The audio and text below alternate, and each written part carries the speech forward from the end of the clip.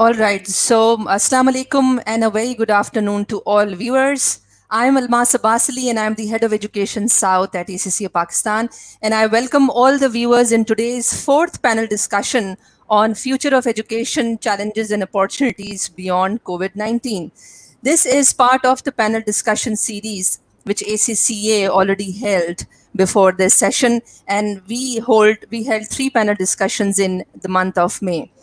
With that, I am indeed honored to be joined by three distinguished panelists, which include Dr. Tariq Banuri, who is the Chairman, Higher Education Commission, Pakistan. We have Dr. Shehzad Jeeva, who is the Director, Khan University Examination Board and Chairman, Board Committee of Chairmen. And then we have Rehan Uddin, who is the Regional Head of Education, MISA, which is Middle East and South Africa. So thank you very much, Dr. Tariq, Dr. Shehzad and Rehan Uddin for joining us to share the words of wisdom, experiences and your insights. Before we proceed with the panel discussion, I would like to make a couple of housekeeping announcements for our viewers for today's session, that we have a total of 90 minutes, out of which 60 minutes will be spent on the discussions with the panelists, and the last 30 minutes will be used for responding to the questions from the audience. So all the viewers and audience and all the listeners, please feel free to share your questions and your comments, and then we have the policymakers of Pakistan from the prime institutions, and they will be happy to respond to your questions. So for the benefit of the viewers, I would like to share the objectives of this panel discussion, which we are doing a series of, and this is the fourth one. So the overall objective is to redefine and rethink of the education in Pakistan. And this is the opportunity given by the COVID-19. So COVID-19 pandemic, we all know that has had a profound impact on the world of education. As per UNESCO, we know that it's 1.5 or 1.6 billion learners have been impacted.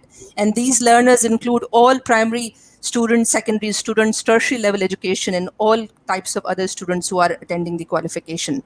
So what that closure of the institutions around the world, and including in Pakistan, has done that has truncated the entire learning process for the students. Now in Pakistan alone, we have 46 million learners have been impacted because of the closure of these institutions.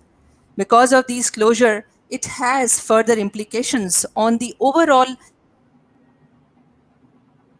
learning and also on the completion of the assessment level. And that has further seems to be delaying the overall process of the education and also delaying the overall process for the people to graduate and access to the workforce. At the same time, we feel that no one can be certain about the pandemic, that how and when it's going to end, and when it's going to end, in what form it's going to end. But as I said in the middle, that it has definitely given us the opportunity to discuss about the reshaping of the future of organization, not only during the COVID-19, but beyond the COVID-19. So with that, I would like to ask the first question from our esteemed guest, which is Dr. Tariq Banuri. Dr. Tariq, I have a first question. I would really appreciate your thoughts on this, which is that it has been almost 3.5 months where all the education institutes have been closed.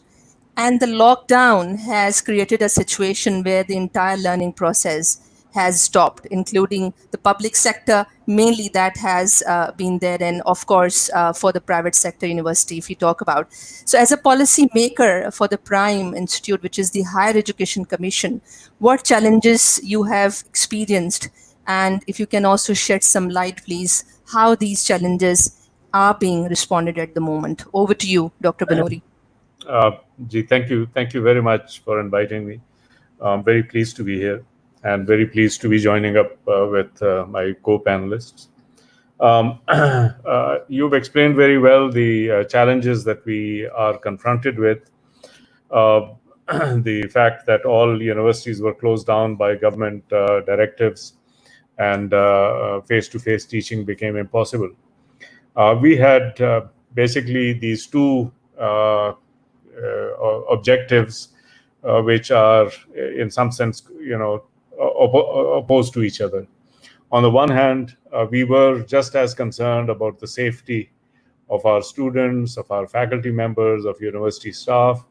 And therefore, we had made a decision in principle that everything that came from the government, from the Ministry of Health, from the National Coordination Committee would be adhered to in letter and spirit. They are the ones who are going to tell us when it is safe to go back, and we will follow those instructions. On the other hand, we were deeply concerned about the loss of the semester, the loss of teaching, and decline in the quality of education. So our efforts were made directly with the goal of trying to save the semester. We have done a number of things in that regard. First of all, looking at options, the most important one being online education, in order to be able to deliver education to students. Of course, the moment we did that, we came up with two additional constraints. On the one hand, our universities, our faculty, our libraries did not have adequate experience in providing online education. Most of them, the vast majority of them. And therefore, the quality was very, very compromised. There were other problems of, interruption and so forth. So that was one issue. On the other side, there's the issue that access to the internet, access to internet resources is extremely unevenly distributed in the country. There are some areas which have reasonably good access to the internet. There are other areas which have no access whatsoever. And then there are people who, because of their income levels, cannot afford devices or other things to get on. So we are operating in a very, very uneven milieu, as opposed to some of the more advanced countries, or even middle-income countries. If you look at countries like Turkey or South Korea or Malaysia, the coverage is very, very uniform. People have a lot of access. So we basically started working on both of these challenges. On the one hand, we laid out a plan of action for the universities to be able to bring themselves up to snuff, up to the quality, to be able to deliver decent online education instruction. So we've converted it into 8 different targets for universities. We provided a kind of a step-by-step plan for them to come up to those targets. We provided checklists. We've asked them to provide us data so that we can see how far they've gone along. And roughly, we see that about half of the universities have tried to come up anywhere between 70 to 80% of the targets that we set for them. The other, roughly about half, 70 of the public sector have been able to access, and about 50 of the public sector universities are still having problems. On the other hand, we have also started looking at how to overcome the connectivity challenges as far as students are concerned. Now, that's a much larger issue, and of course, it's going to take a much larger amount of time. But we've tried to convince the telecom operators to offer better packages, which they have already announced. We have also asked them to give us special packages which are only for students, which are at even lower prices.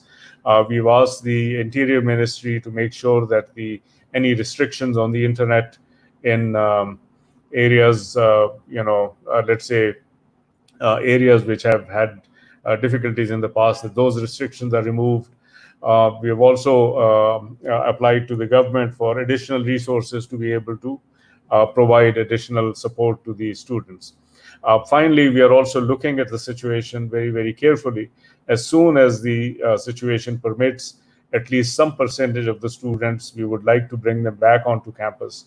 Not everybody can be brought back because it would interfere with the SOPs, but a smaller proportion can be brought back, especially the students who have connectivity issues. So you can see that we have problems in which we did not have adequate experience in this area, so we are trying to enhance the experience.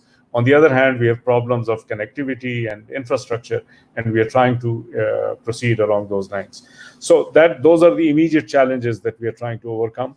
There are a number of other things too, but I know that you have other questions, and I'm sure that we'll be able to respond to them as those questions come up.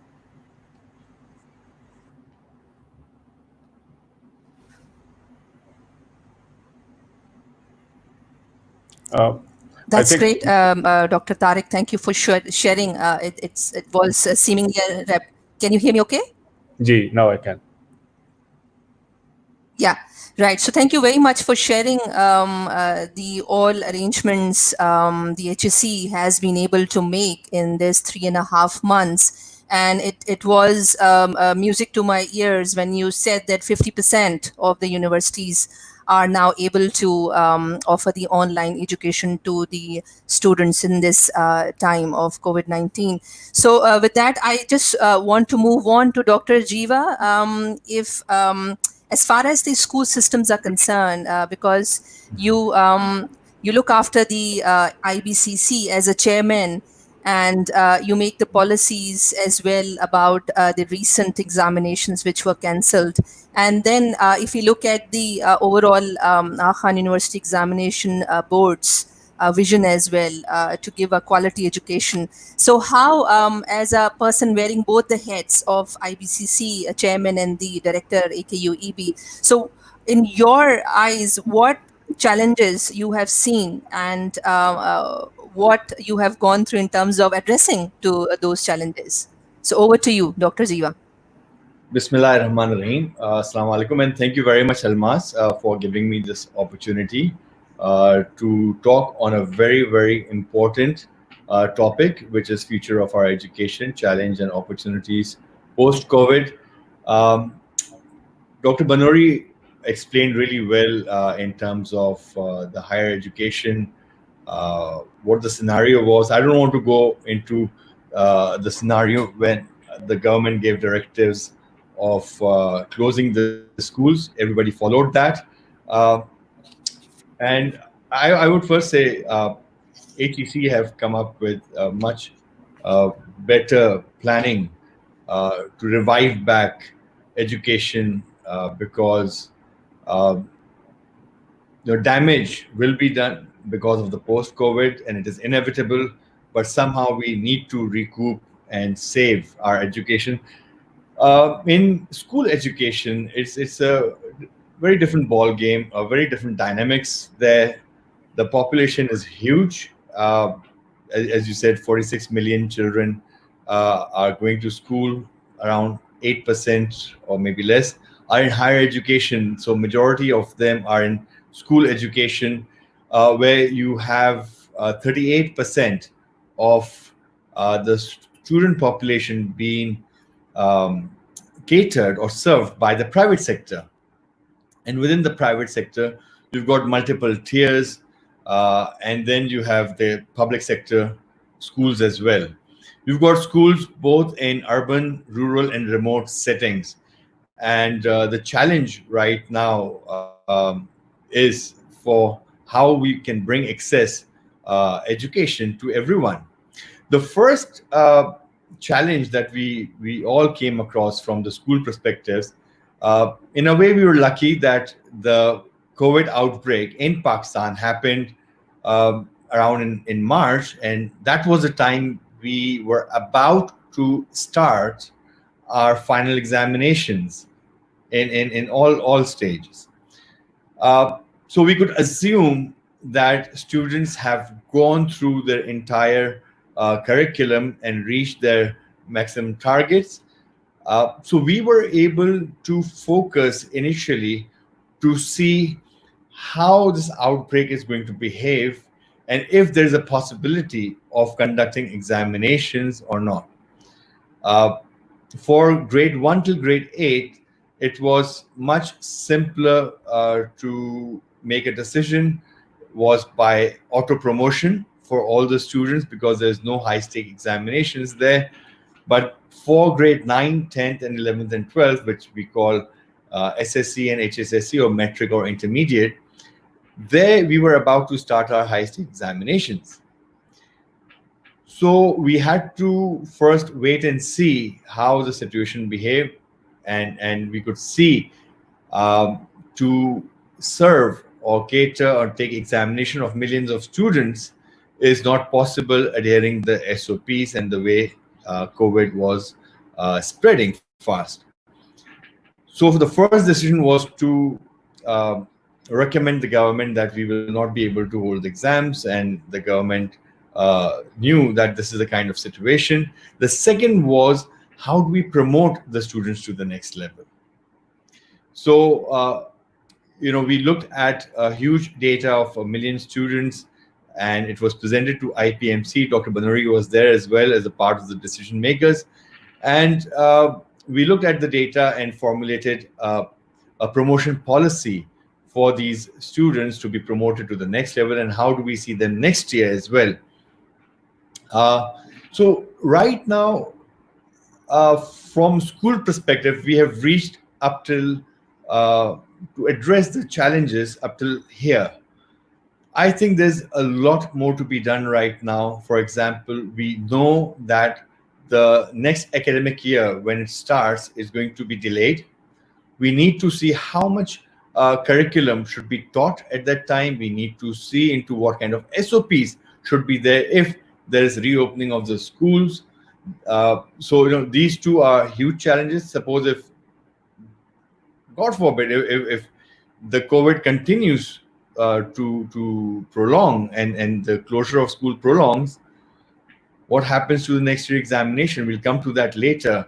But these are very critical issues that, from school education perspective, there needs to be more discussion. A very strong planning needs to come in, but the dynamics are very different. One size fits all cannot be possible for the school education system.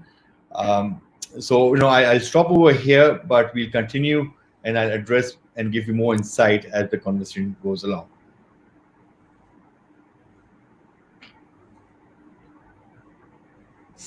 Sure, Dr. Shehzad, thank you very much for sharing the set of challenges the schools have faced, and how the government machinery, the IBCC, had to take the and have to make the policy on promotion. And now I want to move on to Rehan Uddin, and I would like to request him to share how the professional bodies like ACCA has, of course, ACCA was also not exempted from this pandemic, and it has also challenged the entire system. So how ACCA has been handling the entire situation, and what the ACCA has been able to offer to its students, to its tutors, and the learning providers. So over to you, Rehan. Right. Thank you, Almas. First of all, I'm really honored to be part of panel with Dr. Banuri and Dr. Jeeva. And I think it was really great to hear the initial insights from both these gentlemen. As far as the professional accounting organizations are concerned, or PAOs, as they are called usually, I think there have been a few challenges, and just like other organizations, we have been facing challenges due to this COVID-19 situation as well.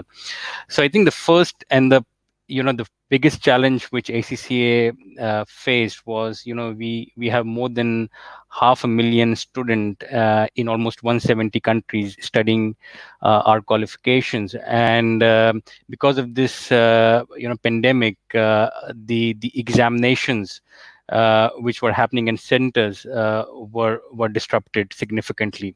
So if you talk about Pakistan, from since March, we have not been able to conduct exams ever since the lockdown. So I think the biggest challenge, and the same case for other countries. I mean, obviously China, COVID-19 happened earlier, and we had to cancel even exams before March in China as well. But now situation is improving in certain parts of the world. So I think the examination was the main challenge for us, where the center exams are disrupted, and I think that continues to be a challenge for us. And the way is ACCA is trying to get over this challenge is considering innovation around how we can provide remote invigilation assessments in those countries and markets where the center exams are disrupted, and I'll talk more about it later on.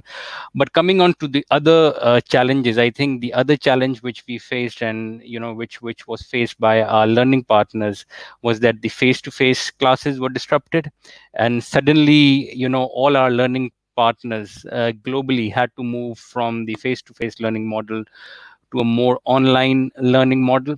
And the the real challenge is that it is not as easy to move towards an online learning from a face-to-face learning. The pedagogy is entirely different. So 3 hours of face-to-face learning cannot be simply converted into a 3 hours of online learning. So I think this was the biggest challenge, to understand what are the students' behaviors and what are their preferences in terms of online learning. And I think this was one area where our learning partners struggled, but ACCA was able to share with them what are the best practices. Especially some of our digital providers are were much ahead of the curve, so creating those connections across the learning partners so that they can learn from one another. I think that was something which was important, and I'll talk more about it later on. But I think from a student perspective, there was something which was also we were looking at, and I think this is something which we must have experienced amongst all type of students, that they were becoming very relaxed, that the exam classes aren't happening, the exams are being deferred. There was a behavior of procrastination building into them, deferring their studies and exams. So I think this was a big challenge, and to give that responsibility back to the students, of learning and of examination. I think that was a big challenge which we even currently face right now. How to give that sense of responsibility to the students that they need to take now more than ever in the current situation. So I think these were the three key main challenges which professional bodies, including ACCA, are facing.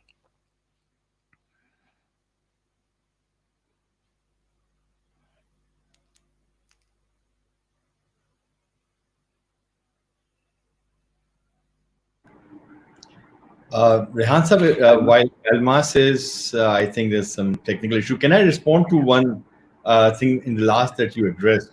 Sure. In school, when the examinations were being thought about whether to hold the exams or not to hold the exams, there was a lot of panic in the school, especially at grade 9, 10, 11, and 12 level, because the admission to the next level, that is college and at university, was at stake. There's a mindset in Pakistan, especially at school and college level, that you want to be a doctor or an engineer. So these are very, very high stakes and very prestigious universities and colleges which a lot of students aspires to go into.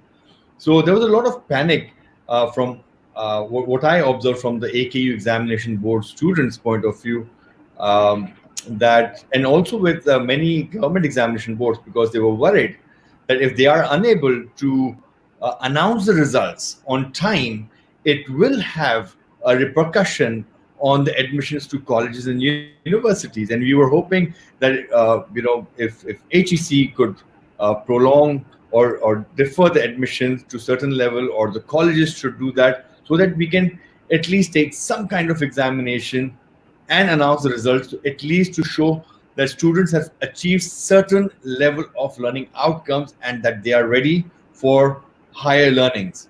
So that was the kind of the dynamics we were facing at the school level. Almas is online, so over to you, Almas, please. Yeah. So apologies, I got disconnected, and I swiftly was able to shift back to the backup of the internet connection. So yeah, I mean, really, thank you so much, Dr. Banuri and Dr. Shehzad and Rehan Uddin, that I can see a similarity, almost similar level of challenges we have been able to face, and we have been able to make some arrangements for the students to attend the classes online.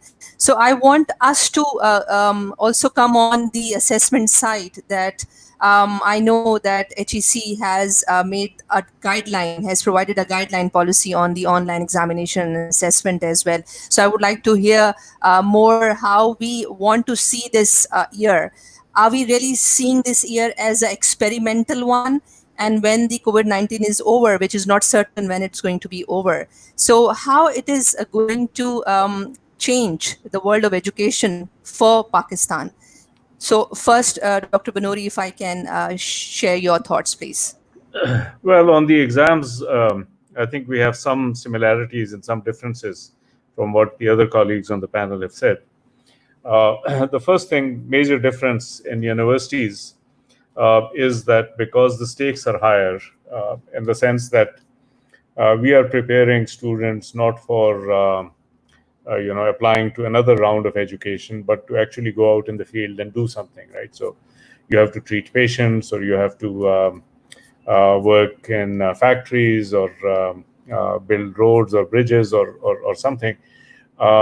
We do have to certify that they are able to do what the degree claims that they can do, which means that in the higher education system, it is not possible for us to dispense with the exams.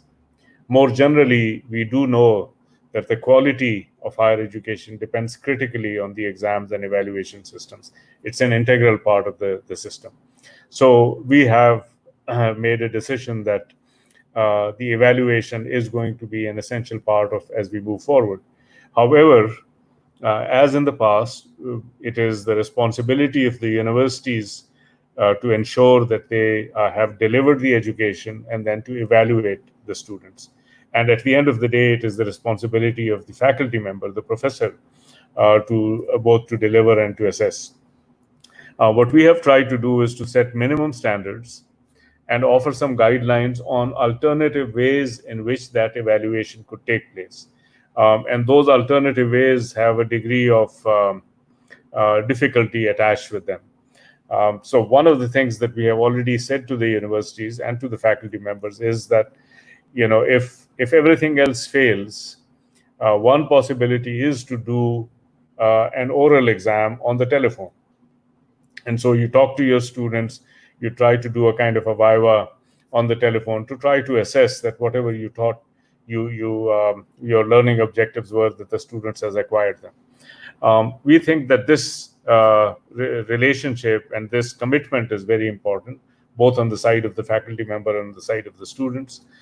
We also don't want to get into a kind of a alternative behavior pattern in which people put off learning and start taking things less seriously because the exam is not there. We do want to maintain the same degree of commitment on both sides. So we have provided that guidelines, and we will continue and have asked the universities to continue with it. As I said, we have asked people to come back and report to us about the level to which they have come in response to our guidelines, and we are assessing how far they have moved forward. And if necessary, we will do some troubleshooting at the end of it. The other side of the coin is to be able to evaluate the exam results that come to us from the pipeline. So from the IBCC process, from the Cambridge Education System process, people are coming to us with certifications, and we have to look at them and try to evaluate them in terms of what their readiness for the next stage of the education system.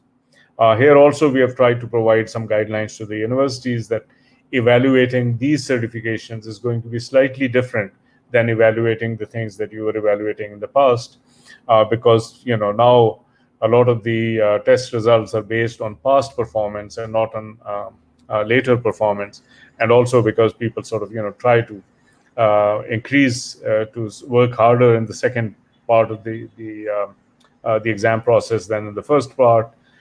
People have to kind of look at the grades from that perspective.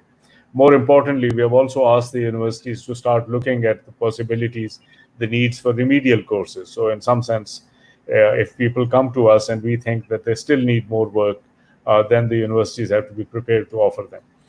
Now, you see, what you said, Almas, is a very important thing.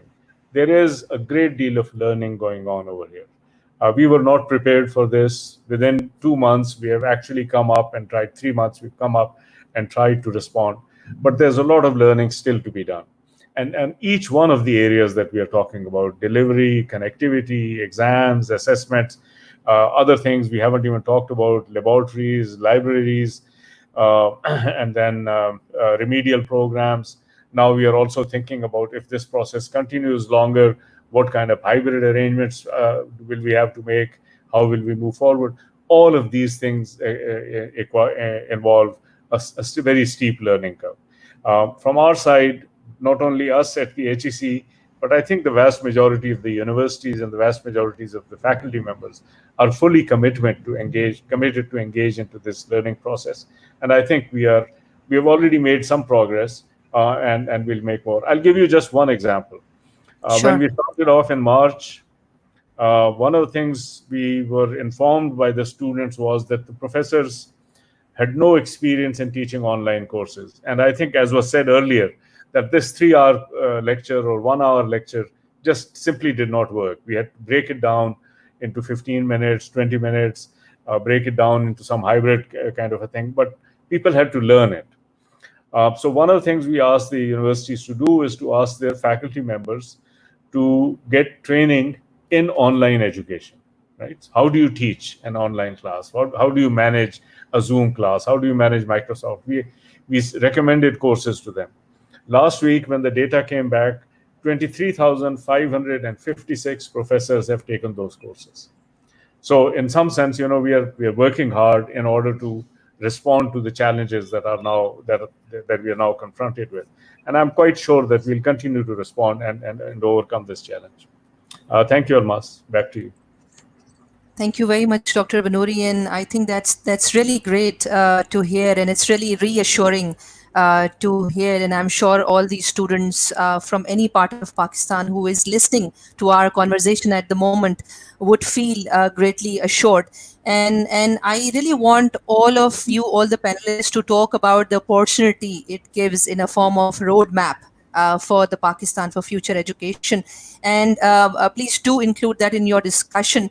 And now I would like to move on to Dr. Jeeva, and then Rehan, I would come back to you on the assessment, on the examination side particularly. So Dr. Jeeva, if we remain in the lockdown as the epidemic future is not certain, but then of course we are promising individuals, and then as we get to hear so many work has been done and so many promises have been there to be made in future as well.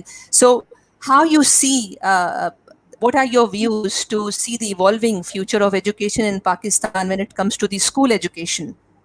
Where would be seeing the change in the education system? So I think it's a very, very good question, a very serious question. And if you allow me, I would like to first highlight those challenges, what I see as a fear, and everyone should fear that, so that we could look into it and create opportunities to ensure education for our young children. In school, we are talking about very young kids from age 6 to age 18. If right now already you see when the schools are closed, you see children with this increasing with time, the learning gaps that they'll face. If this continues to prolong for the entire year, this could be very, very damaging. So, from the learning perspectives, I see a huge danger for students because there's no such structure of online education at school level. Some private schools are coming up with some solutions, but as earlier it was discussed and described, these are all experiments. We'll all learn and see, but the vast majority are going to get very, very much hurt with this prolonged closure of schools. Second is, if there's no education happening at all, the schools are closed for the entire year, then what about examinations? I don't think so we can have any examinations. I don't think so we can even do any promotion next year, because then this year we had the data of past year. But the next year we won't have any data. How will we promote the students? If we can't promote the students, you can't see admissions in colleges, or you can't see admissions in universities. Now coming into both schools and universities, for schools, as you know, we've got private and public sector. Same in the university. I'll focus more on the schools. Already, I know when I've spoken with the chairman of the Private School Association, a lot of private schools are closing down. The government has announced to give 20% discount in the school fees. A lot of parents are refusing to give fees at all. 99% of the private school sector is based on this rented premises. So if they are unable to make their expenses meet, they will shut down. 20 million students are from the private sector. So if schools continue to shut down, and the chairman of the Private School Association was saying that after July, you will see schools in hundreds and thousands will start to shut down because they won't be able to meet their expenses. If they shut down, it means that those students in those schools will be considered as dropouts. The government do not have the capacity to absorb these students. The other schools which are able to sustain themselves somehow will not be able to absorb them. So you need to think and look for solution. Right now, as you see, a lot of people are talking about online education, and the focus is on teaching and learning. The missing link here is assessment. Nobody's focusing on assessment. Who will guarantee and certify that the child has completed the entire learning outcomes that was supposed to be taught? Because all schools are moving towards online education, or those who are moving towards online education, people will have doubts on the quality of the teaching and learning itself. So you need a third-party verification where that has to be certified, and it has to go, for secondary and higher secondary level as well. If we are unable to take examinations, then the entire system gets impacted. So maybe online examination at secondary and higher secondary level has to be introduced. One option could be, just like we have online universities, we could have online schools. So those kind of innovation will have to come up. The dropouts, closure of schools is inevitable. It is inevitable, but we have to somehow consolidate and make sure that the constitution, our constitution of the country, says every child has the right for education. Right. Fine, if the schools are closed, okay, but we must provide education somehow. So other alternatives has to come, maybe to those who can get access and can afford. But at the same time, we should also start thinking to those we can't reach right now. But at least some steps has to be taken. And if we have a thinking that one size fits all, and unless we don't do that, we will not take any action, I think we will do more damage to our entire education system rather than supporting the system. Thank you very much. Thank you, Dr. Jeeva. And I think, in terms of the digital divide, which has been talked about in the country, which is already there, not only in the rural areas and urban areas, as far as the internet access is concerned, the availability of devices also a problem and all that. And I think this is the opportunity where Pakistan can include the 22 million students of the ages of 5 to 16 years old who are already out of the education at the moment. So this digital education does provide an opportunity not only to include those who are out of the education, but at the same time, those who are in the education, but refine the education journey for them as well. So with this, I mean, I would like to request Rehan Uddin for your insights about the assessment, particularly that what ACCA is doing to ensure that the education journey is continued and the students continue to sit exams. Over to you, Rehan. Right. Thank you, Almas. I think, just like, Dr. Banuri mentioned that, when it comes to higher education, the sanctity of the examinations is absolutely critical and important, and therefore, for ACCA, this is part of the 3 E's of our qualification: examination, experience, and ethics.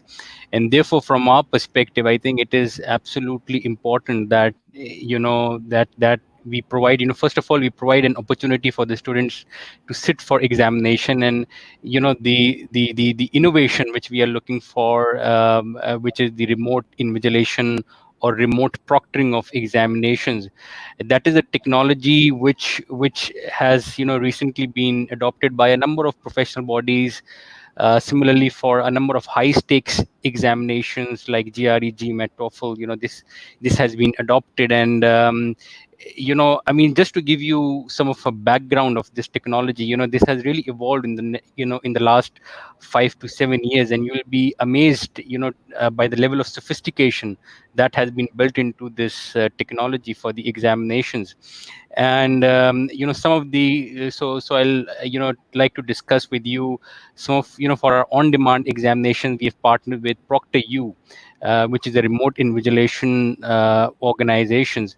And these so how this remote invigilation works, essentially there are 3 levels of controls.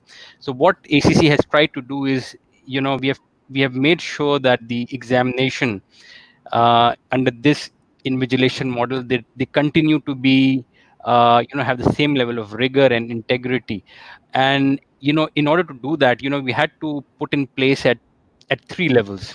So the first level of controls is the level of is at the level of invigilator. So there are different models of invigilation in place. So right from the basic ones where there is no live invigilator, to the other extreme of remote invigilation, where there's a live proctor invigilation the entire duration of the exam, and the proctor is able to see the student and the surroundings of the student. So ACC has chosen the one, where the live invigilator would be available throughout the duration of the examination. The second element of the control is the remote invigilation software. So the software itself has a lot of control. So for example, it makes sure that the student is able to only sit, to in on his or her device, only do the complete the examination and not do anything else. Similarly, it also prevents any unauthorized keys, or activity. So the role of the invigilation software is very, very important. And the third area of building that security is the artificial intelligence based monitoring. So the AI based monitoring, they act as a set of extra pair of eyes for the invigilator. And so there's a lot of sophisticated things being tracked on the back end. So the AI based tools are able to track any suspicious behavior of the student. So if the student is consistently looking off the screen, the AI based software would be able to flag it to the invigilator. Similarly, if there are any changes in the lighting or any changes in the background noise level, the AI based software is able to track that. Similarly, the software is also able to track if there is any changes to the things like changes in the typing speed. So we all type in a different kind of a way, and that is more of like of our digital print, of how we type. And I think any changes in the changes of typing speed, those are also picked by the AI tool as well. So I think what I mean to say here is that this technology has evolved significantly.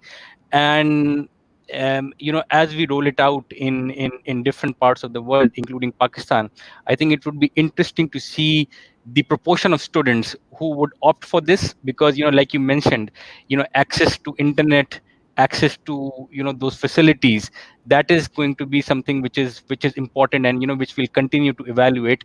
And I think something which we would keep a very close eye on, as to what is the take up of students, how many students are preferring these sort of examinations. So I think this is a very exciting space to watch over the next few months, as other global organizations and education institutions are moving towards this mode of assessment. Right. So thank you, Rehan. It's really indeed good to hear that the ACCA, the option it has obtained, which is a robust one, which is with the live invigilating throughout the exam, and then also with the use of the greater level of technology, which is the artificial intelligence, to ensure that students can and should avoid the other cheating aspects of the exams and all that. So I want us to move on further, that we have discussed several challenges and different levels of challenges here in terms of the technology usage in the education. And the education sector has been criticized a lot in terms of being very slow in terms of adopting the technology in the overall learning phase. And of course, assessment is a new part. So how are your thoughts? And I want to begin with Dr. Jeeva on this, that the suggestion you've just made, the concept of the online schools, and of course the universities to be online increasingly, if you'd like to see that in future. So where do you feel are the areas where Pakistan has to create a collision in terms of building the support? Not every school and not every institution, because of their starting point, is not the same. So what are the core areas where you feel that for Pakistan, we really need to improve soon and address to those challenges soon, in order to make that reality, which you have just said, the online schools? Over to you, Dr. Jeeva. Thank you so much, Almas. I think the first thing is to have a good content. If you don't have a good content, it will be a huge challenge for students to learn. And we have a very different age group in the schooling system. You have an age group where the attention span of children is very little. So you can't expect to have an hour lecture or 30 minutes lecture. You need to have good animations. There are issues of language. Maybe all students cannot understand English properly, or even Urdu. So language challenges can come up as well. So multiple language resources could be provided. As far as from the teacher's perspective, I think we should not forget the role of teachers. Just by jumping into online technology, creating one lecture for all, or one clips for all, the role of teacher, we all know, should always be like a facilitator. Unfortunately, in Pakistan, it has become a role of where they help students to memorize the content of the textbooks. And that is because the way we have been taking examinations of the students, these are textbook based examinations, and not conceptual based examinations or curriculum based. So the role of teachers would have to be as a facilitator. I was talking to my colleagues that maybe we could request HEC that they can tell a lot of universities providing online education degrees, or B.Ed or M.Ed. They could come up with 3 months or 4 months courses for teachers to become online tutors or online assessors. Then you can really create a huge number of army of teachers within the country, in our society. And in the online schooling system, you can have a choice of online tutors, either male or female, who are certified online tutors and assessors. Uh, so, I spoke about the learning bit. Briefly spoke about the teaching side, how they can become a facilitator. The last thing is the assessment. uh, how do we know students are learning? Because this is all a new setup. Maybe we can think of going to a semester based system at school level. Maybe we can bring in project based learning as one of the components for each child, and the rest of the materials could be MCQs based. And you can always do psychometric analysis to check if the student did their projects and wrote those projects on their own, or was their ability in those particular content areas where you can compare it with the MCQ's performance as compared to what they wrote in the projects, could also be seen and give awarded marks based on that. So for education, you've got teaching, learning, and assessment. These three things are critical right now. A lot of people are focusing on teaching and learning. Assessment bit is missing, and very soon, God forbid, if COVID continues, schools are closed down, there will be a huge panic. Who is going to assess and certify these students? Because the university would be waiting for those qualifications. uh, and those qualifications has to be very thoroughly done, as mentioned earlier, because these are very serious. These degrees are taken very seriously, because admission to the next level depends upon uh, how they perform in those content of that level. Thank you very much. Thank you, Dr. Shehzad. And apologies, I keep on interchangeably using the name Dr. Shehzad or Dr. Jeeva. So that's just the comfort level. So I want us to move on in terms of the overall purpose of the education. And one could see that in order to develop Pakistan in a socio-economic sphere, and of course knowing that what at the end of the day employers wants in terms of the knowledge, competency, and skills, I would like to touch base with Rehan, and then I would come back to Dr. Banuri. Since Rehan, you have been working with a number of employers as well, and then in the MISA region, what you see in terms of the advantage or the benefit of the technology, if we rightly embed in our education system, now we see that it's the need of the day. So how do you see that that is contributing to the skill set, which was a problem before COVID-19 as well? How you see that this is going to be the providing additional benefits because of embedding the technology in the education, like gamification and the very hyper tech content for all the youth in Pakistan to engage them and keep them motivated in their learning. So over to you, Rehan. Right. Thanks, Almas. I'll very briefly, talk about it in terms of the changes which ACCA has made in its examinations in the last 4 years.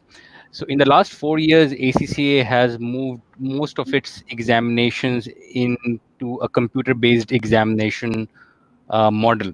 And in the current year and the next year, we are in the process of moving our professional examinations to the computer-based examinations as well. So what this means? So what it means is that if you look at, for example, some of the specimen of our professional examinations in a CB format, they would look like what does the what the desktop of a working professional looks like in real life. So you are faced with you're given a scenario of an organization, in a different in a sector, and then you are you have shared different types of information in the form of exhibits, news reports, briefings, board minutes, evaluation reports, and you are then asked to, just like in a practical world, we come every day and we use different tools. For some of the tasks we write emails. For we also write reports, we do some evaluation, we make presentations. Similarly, in that examination, the student has to use different kind of tools to respond to different types of requirements. And I think that is that next level of learning which ACC is trying to build into its examinations for the last 4 years. And something which we believe that once a student goes through that process, they would be work ready, and they would be able to from day one meet the requirements of the employer, because they are coming from that mindset, how to think in practical terms, how to get into the shoes of different different professionals, and how to be professional, how to use different tools to respond to the different needs. So I think this is moving our examinations to CBEs. I think that has been the single most biggest innovation which has helped us to meet the needs of the employers, not only the current needs, but the needs which are evolving very fast, and the needs which we expect in the future as well. Right. Thank you so much, Rehan, for sharing ACCA's perspective on the overall keeping the education intact in terms of giving the skills at the end of the day, which they need to use, not only in terms of joining any organization or also in terms of opening up their own business. So I just want to move to Dr. Banuri, and I would like to just share with the story of my son. My son is 14 years old, and he already started asking about the use of technology in the education. And he often say that, do I need to do the 4 years program in the university in Pakistan or perhaps abroad? Can I not start learning the concepts which I am asked to do at the end of 5 or 6 years? So what he's trying to ask, because he plays lots of games on the Xbox, where he plays and gets to know the strategy in overall the game. So he's learned that concept. So in terms of the youth in Pakistan, where we have also seen you all speaking about the challenges for the online delivery of the education, where itself tutors have to learn how to deliver well and how to include those other technology which can really make the content really engaging and keeping the learners very engaged. So what are your thoughts about this? How you see that is to be done by the universities in Pakistan? They came. One of the things that we are seeing because of COVID-19 is that there is probably going to be a disruption in the economic system, and we will start moving in a different direction, in which the role of what is called the informational contents will become larger. And, in a sense, the challenges that we are seeing today about people trying to do things in ways in which they were not used to doing before, that these challenges are now going to be woven into the economy. Societies which are able to move in that direction will succeed. Societies that can't move in that direction will not succeed. So for us, actually teaching people these skills has become imperative, not only to be able to deliver the education, but also to be able to prepare them for the world that is to come. So that's the first thing. That means, we are moving in a direction, and we need to make sure that we prepare our students to participate. The second thing to remember is that the education system is not simply, it's not like, there's an empty glass and we are going to pour some water into it. The purpose of teaching is not just to give some knowledge to the students. It is actually, at one level you can say it's a multiplicity of things, but at another level, it is basically to enable people to learn. And particularly in today's age, in the informational age, it is not that you have to give knowledge to people. You have to actually give people the skills to be able to learn. Like your son is saying, well, I can go to the internet and I can start learning myself. Now, this is a behavior that we do need to produce collectively in students. Some people, it's quite possible that because of their home environment, and others pick it up already. They're already equipped to move forward. So at the pedagogical level, we say that we are trying to give people 4 different types of competencies, capabilities. We want to give them some knowledge of a subject so that they know, well, if you're a physicist, you have to know all of these things. We are going to give them skills. There are things that they have to be able to do. They should be able to do some tests. They should be able to write. They should be able to add, etc., etc. But more importantly, we are trying to give them a kind of a professional behavior, which means how do you learn things? How do you behave in a professional environment? What kind of intellectual curiosity do you bring? What kind of intellectual discipline do you have? That means, can you continue to learn and deepen your knowledge, etc.? Now, these are all parts of the pedagogical process. Then there's also the interpersonal. How do you engage with other people? How do you work with other people? How do you make other people work for you? Now, these are all the things that we are trying to communicate. The problem is that when we think in online education, we focus only on the first part of it. And we say, oh, here is some information. Can I give it to the student? Well, yes, the student can go and get it himself or herself. It's sitting out there on the internet in a much better form than perhaps that we can give it. Our task is not to give that information, but to give them the skills so that they can take that information, integrate it with everything else, and move forward with this. This is something that we are now trying to grapple with. I think part of our problem in our education system was that the other skills we had forgotten. We have tried to bring them back into the pedagogical endeavor already, trying to reform the education system so it begins to deliver. But now we have to do it in a context in which this onlineness becomes a central part of the endeavor. So it's not only that we are trying to broaden, make people understand that the educational process is different. All of these things we have to do. In fact, much more important than giving the knowledge is to giving the skill, the professionalism to the student. And in fact, when I look at some of this difference between our students who are successful and not successful, it is not the quantum of knowledge, it is their behavior, it is their skill which is different. So the successful one have more professional behavior. They can, you ask them a question, they don't know the answer, but they can go and get it. The less professional ones, even if they have the answer, they don't know how to get it. So that's the transformation. It does require more infrastructure. We do want to have everybody to access to that entire huge resource of knowledge that is sitting out there.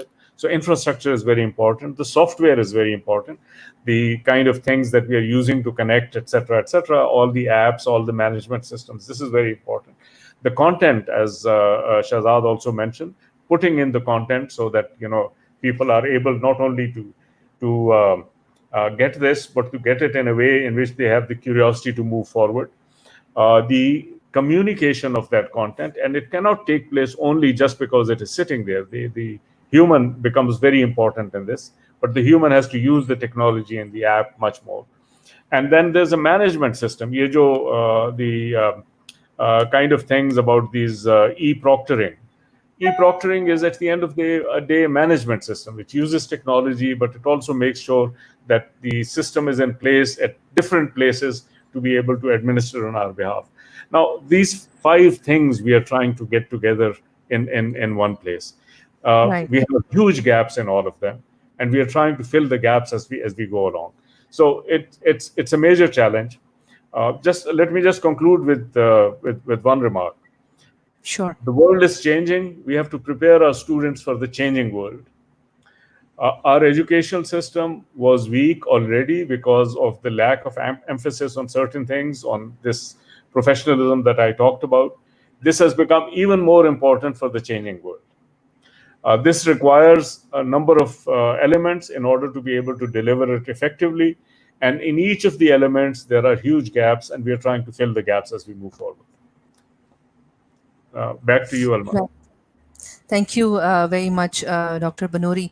And I would like to request Rehan to share his overall point about the point which Dr. Shehzad mentioned about the online schools, if we start that journey. So in terms of the regulations and accreditation of all those online schools, because they need to effectively give the online education and meet the SOPs and learning outcomes at the end of the day. So what are your thoughts? If you can share those briefly, and then we can move on to the audience questions. Over to you, Rehan. Right. Thank you, Almas. When it comes to accrediting digital learning partners, ACCA did not have a separate framework until 2019. So we launched this framework in, last year, as we started to see more learning partners moving digitally. And so there are different factors motivating different learning institutions. Some education institutions are keen to grow in different parts of the world, so they move, so they want to access, grow their market share. Some wanted to reduce their costs as well, because the cost is a significant element, and in order to be financially sustainable, I think online learning and blended learning models are a great way to reduce that. But whatever the reason, we saw this interest, and as a result of that, we realized that we need to have a different accreditation framework for digital learning. This framework would be different from a normal accreditation framework, which looks at things like campus facilities, classrooms, etc. So the digital accreditation framework needs to look at different things, things like the platform, and within the platform, to look like things like data protection, platform security, user security, geographical availability. So the system itself. Then it has to look at what is the learner experience, and there are obviously different, many different things, like the overall program experience, the payment functionalities being available as well, the onboarding programs to be built into that, and allowing the students to track their progress as well. So I think these things are part of a learner experience, and very different from a face-to-face environment, and therefore needs to be built into that. And I think last but not the least, the pedagogy, which I mentioned earlier, I think that has to be a key element of this framework, whether it would be live lectures or videos or a combination. How would the testing be done? What is the mode of interaction with the tutors? And what are the collaboration tools available? So the collaborative learning would be a key part of the digital products. Even if the students are learning online or digitally, we would want them to collaborate with their peers. And I think this space would also be a very critical requirement or expectation from a digital learning platform. So I think in terms of accreditation, we have developed a framework which looks at all these things, and we are now evaluating any new learning partners who wants to offer digital products under this framework, and giving them the accreditation and recognizing their digital learning products. Over to you, Almas. Right. Thank you, Rehan. And I think let's start taking up the questions which audience have been making in the live comment section. So I would like to go with first question from Sheikh Arsalan Shabir, and he wants to ask this question to Dr. Tariq Saab, and he's asking that what protocols are defined or in place to monitor the quality and delivery of the education tools, mainly for tutors, teachers' skills. We have given detailed guidelines to the universities. The issue is that when you look at the teaching process, it starts with the syllabus, with textbooks, with the learning objectives, with lesson plans, and then it proceeds to the lectures themselves. Now, obviously, in the past, we never looked at the lectures themselves, but in fact, we didn't even look at lesson plans, we didn't even look at syllabuses, etc. So this is for the first time in our history that we have actually provided a detailed set of protocols. So our first view is that We want to see how they have responded to the earlier steps of this process. And we also want to see where we are getting a lot of problems, because if we are getting the problems in particular places, then we can go and look at the recording of those lectures. Because online it is possible to record them, and it's possible to see what's going on. So this is the direction in which we are going. It will always be a random selection, guided a little bit by looking at where there's the bulk of the emerging problems. There are over 100,000 courses at any time in Pakistani universities. So there's no intention that we will go and look at all of the 100,000. We want to select the ones either where there are the most problems or where the most solutions, and look at them in more detail so that we can move forward. But we have given protocols which go through the entire length of the curriculum process. Right. Thank you, Dr. Banuri. We move on. Midrarullah, if I'm pronouncing his name correctly. So he's asking, please negotiate with publishers to provide off-campus access to HEC digital library sources during the closure of university. So if you want to make a comment on that quickly, Dr. Saab. The access we have provided to the universities, we have given them access to a lot of the learning resources internationally.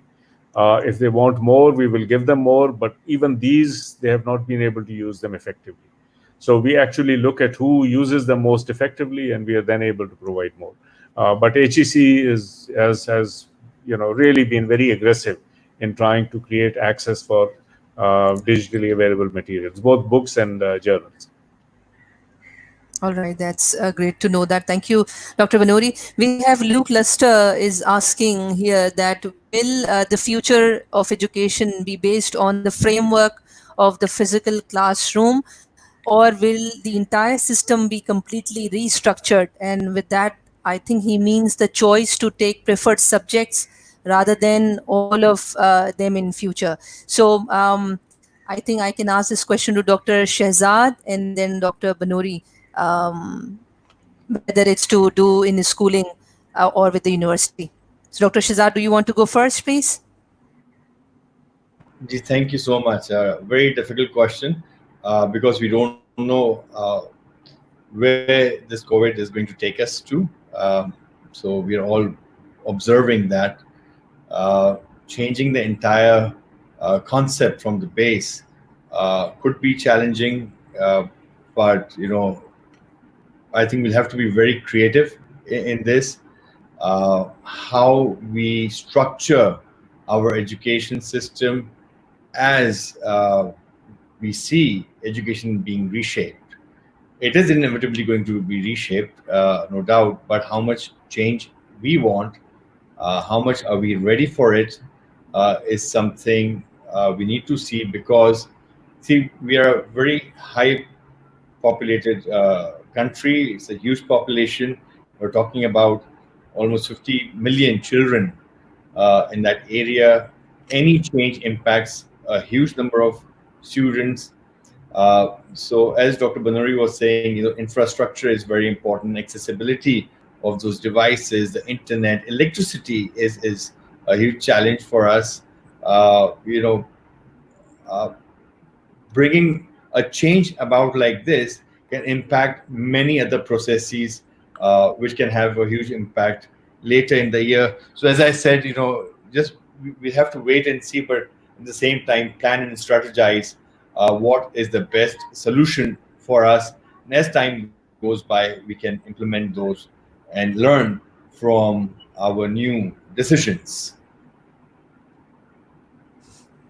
Thank you, Dr. Shehzad. Dr. Banuri, would you like to share your thoughts?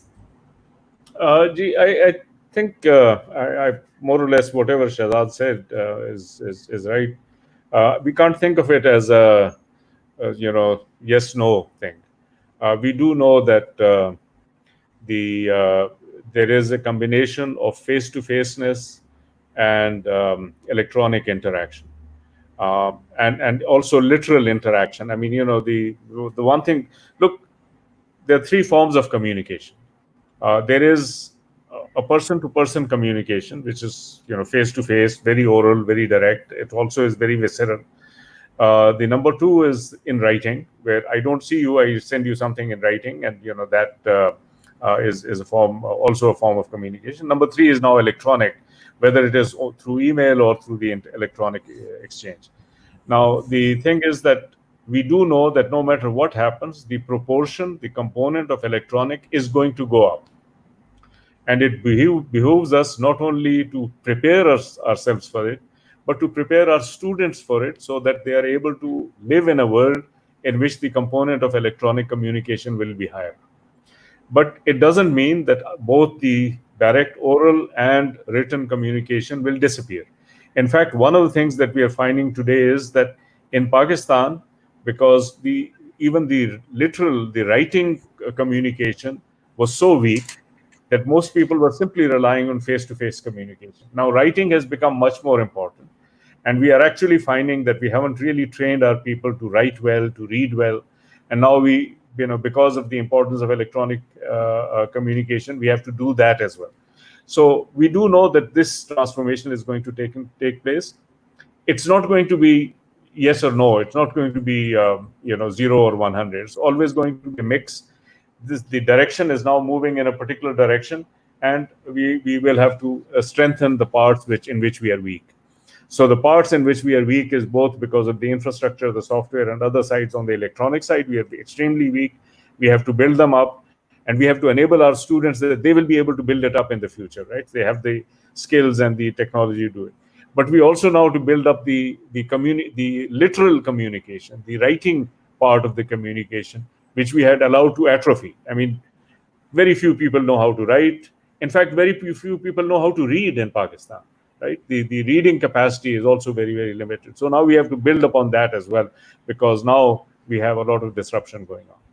So no matter what happens, those things are going to take place. Right. So that's great. Thank you, Manji. Dr. Shehzad. Yeah, I just like to mention that when Dr. Saab was talking about poor ability to write, just taking into the context back to school, to date, our schools were teaching students how to write with a pencil. And now, when I saw my children going into this online education, they were expected to type. So even that skills has to be developed at a very early age among children, and going into online can be quite dangerous as well for a very young age of children, because I think in one of our discussions earlier, Almas, I mentioned to you that at any given time there are more than 750,000 predators, online predators, looking for young children. So all those kind of things will come into context when Luke was asking this question, how things changes. So element of security, Rehan Saab was talking about data security as well. We need cyber security of children not getting into the hands of the predators. Children are very easily prone to get into chatting or chatting channels. These can be quite dangerous. So it's going to be a slow, but a lot of thinking will be required, and people might get frustrated in our country. And we happen to be people of low level of patience, but we need to be very carefully design everything, have very good regulations at school level, so that we can safeguard not only learning but also our children getting cyberbullied or something else as well. Thank you. Right. Thank you, Dr. Shehzad. That's the very important point you have made. Rehan, I would like to come to you. There are a few questions I see, and I would like to just club those in order to save time. And as far as the remote exams for ACCA is concerned, if we remain in the lockdown and unable to do exams at the center level, so for December, what is the situation for ACCA to do exams? So would you like to come on and share your Right. views on that, please? Almas, right. So, in this current situation, it is very difficult to predict the future. And, our main preference going forward is to ensure that the center exams are able to take place in September and December as normal. However, like I mentioned, that we are working on the remote invigilation model. We are also working it for the session exams, which would happen in September and December. So, in case of a continued disruption of center examinations, we would inshallah be able to offer the the invigilation option as a contingency for our applied skill and professional examinations as well. So I think that is just to give you some level of assurance that we are closely monitoring the situation, and if the exams continue to remain disrupted, we would go into that contingency. We would invoke that contingency option. Thank you, Rehan. Dr. Banuri, we have a question, I think, which you can best respond to. Usman Khalid is asking, professional accountancy qualifications like ACCA, ICA, maybe ICAP, and CIMA can be considered equal to 17 years MPhil, and if they want to progress to academic research. So he's suggesting that universities need to look into a program where 6 to 12 months program can enable them to progress into the PhD, which to contribute to the academic research. So if you can briefly share your thoughts on that. Yes, we are actually working very closely with the certifying agencies to make this conversion or transition from professional certificates to the degree programs painless. There is a case currently which my colleagues are examining in order to do that. We will have to do it on a case-by-case basis, but our attitude is just to facilitate their transition whenever people want to make that transition. I can't comment on the specifics because unless I have seen the case, I can't tell you exactly what we have decided. Thank you, Dr. Banuri. All right, so all right, we have more questions about the dropout. How can we reduce the percentage of dropout? Dr. Shehzad, you'd like to go and share your thoughts on this? As I said earlier, online solution like online schooling is something that can, be a solution for that. But of course, it requires a huge amount of content. It will require, I would say, certified online teachers, certified online assessors. So it's a huge project. We don't have a short-term solution for it. It may take us a couple of years to at least address some of the grade levels, but not all. I just hope things get better, and especially for private schools where you see, when the ordinances are passed to give relief to the parents of 20% fees reduction, then I think at the same time, ordinance should talk about that parents must pay the fees as well, so that the school should run, because I think parents are being very doesn't have the longer vision of it. They don't realize if their schools shut down, that means their child is a dropout. I think yesterday or day before, Saeed Ghani Saab, who's the Minister of Education Sindh, he mentioned in the assembly in his live session that parents should worry on those things as well, and make sure that they do not let the private schools shut down. Parents had confidence in the private sector schools before, and that is why they were sending their kids at that time to private schools. I would just say stay loyal to the system and continue, let the system live, and have faith in the system. Thank you, Dr. Shehzad. Now we have a couple of questions. I'm trying to combine those and making sense where you can share your comments on that. So we have Ibad Ali who is asking that in Pakistan, in the COVID-19, remote learning has brought us to light to see how inequitable the conditions and resources are in a student's home and overall situation, and then how the government will ensure and can ensure that the government school students can be accommodated through this online learning. So whoever wants to go. I Dr. can, Banuri? Ji. Sure. Well, the first thing is that I think the questioner put it very well, that the crisis has brought this to light. It hasn't made it. This was already there, and it's the inequality is extremely pervasive. Right? There are better schools and poorer schools. The more expensive schools are better. The less expensive schools are poorer. The better schools are all in urban areas. Rural areas, people have to come to the better areas. Of course, it adds more cost to them. There's also inequalities at home.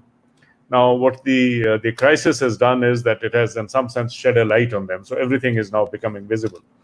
One very important area in which we can address this inequality, although it will not be all the inequality that is there, one very important area in which we can address it through providing greater online coverage.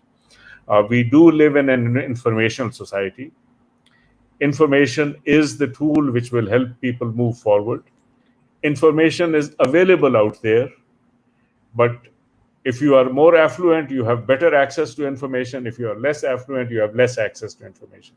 Let's make it equal for people. Let's give people access. This does require investment. It does require a strong policy support to be able to do this, which will also, if it happens, it also means that this online education will not only become easier, but it will become a source of introducing equality into the society, because what it means is that you now have the power in your own hands to be able to learn, right? So this equalization is going to be a fundamentally transformative process, and I think the quicker we do it, the better it is. I do know that the government is fully committed to it, and I would like to see this happen. Right now, what we are trying to do is to work in the absence of this kind of inequality. So we are trying to bypass it, as it were, right? कि अगर किसी के पास नहीं है, so we are trying to go and reach out to them in other ways, etc. But we would like to see it a much greater level of equality across the board.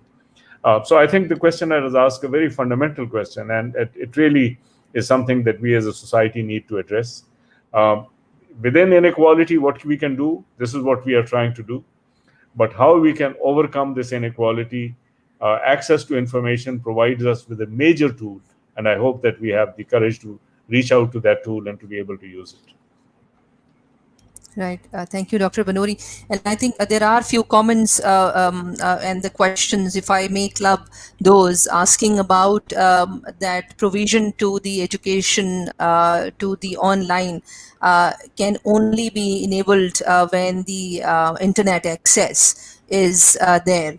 And so far, it's not the case. And I can recall that as per the Digital Pakistan, almost 35 to 36% the internet penetration we can find. At the same time, the devices, the mobile devices we have, that is almost 75%. So where do you feel as a role of government to create a coalition partnership of all big guns in terms of pulling in their investment, their support in order to make this internet infrastructure available, if inexpensive terms, for the people to start getting the access to the wealth of information is there? देखें जी, this is, I do know this is part of the government's agenda. It will take time. If it was there already, I think a lot of our problem would be solved. Our problem in HEC is that right now it's not there, and it will take, even at the most optimistic things, to really begin to push the needle, will take at least a year or 2 years. in the meantime, we have to move forward. Our approach to this thing is that we will try to get the education to whoever wants to get it through all the means at our disposal. Online, on the internet, through this kind of an interaction is just one means at our disposal. Through the telephone, through the cell phone, through WhatsApp, this is another means at our disposal. Look, WhatsApp is much more popular here than it is in the rest of the world. And everybody, has begun to use it. We have to use it much more effectively as a way of communicating information. The important thing is that the teacher has to be able to reach out to the student, and the student has to be able to reach out to the teacher. And what we are trying to do is to make those channels of communication open, make that thing possible. It is not going to be perfect for a short time, but whenever we find a problem, we will try to overcome this problem. I know there are some people who are against it for personal reasons or political reasons, whatever. I've consistently said, look, if you have a problem, you don't want to participate, please stay out. Whoever wants to participate, we'll reach out to them and we'll get the information to them one way or the other. Thank you, Dr. Banuri, for that passionate reassurance to all the listeners out there. And we have just 1 minute left, and I think it's almost over. So, any last words of wisdom, Rehan, you, and then Dr. Shehzad, and then I'll conclude today's panel discussion. Right. Thanks, Almas. First of all, I think it is very, very reassuring for me, hearing Dr. Banuri, Dr. Jeeva, that the education regulators within Pakistan are very forward-looking, thinking in the right direction, but at the same time, they're not shying away from the problems as well. They're recognizing the ground realities and the fundamental problems. And I think the last two comments made by Dr. Banuri on the connectivity and the digital divide.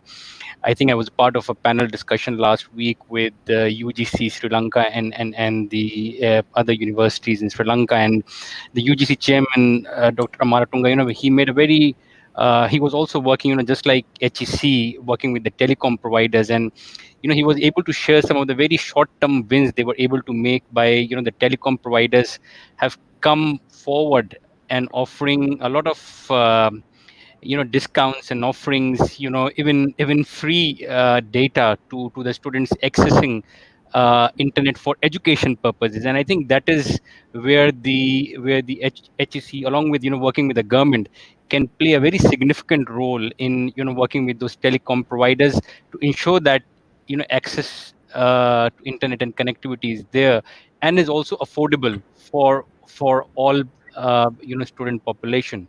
So I think it is very reassuring for me personally hearing both these gentlemen that policymakers are thinking in the right direction. And overall, I think it was a good session where we talked about the future of education. I think there are a comment about choice was made, whether the students would have a more choice going forward.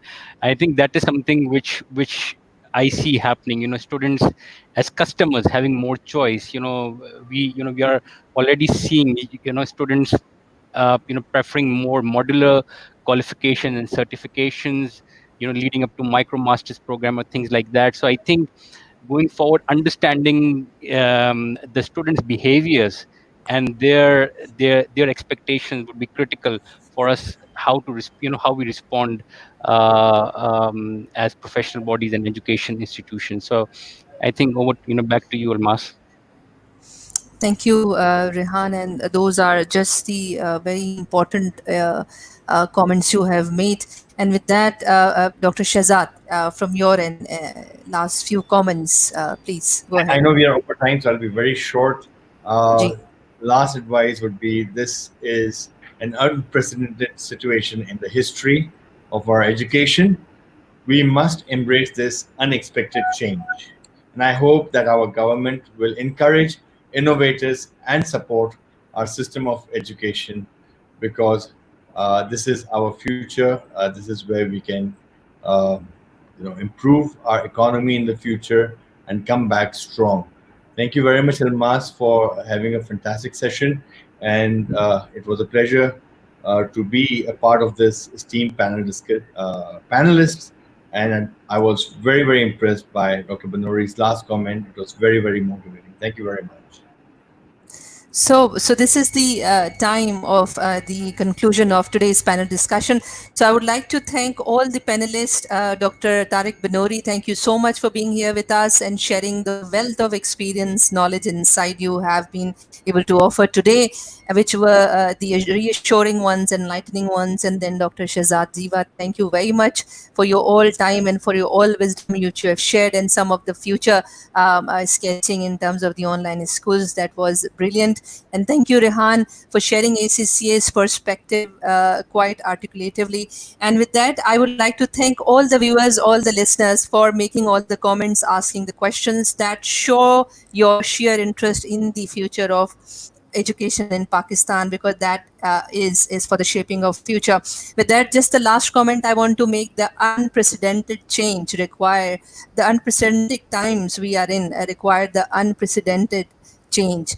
And we all do hope that with the journey we have started, we will be able to make that change happen. So thank you very much, all of you, and Allah Hafiz.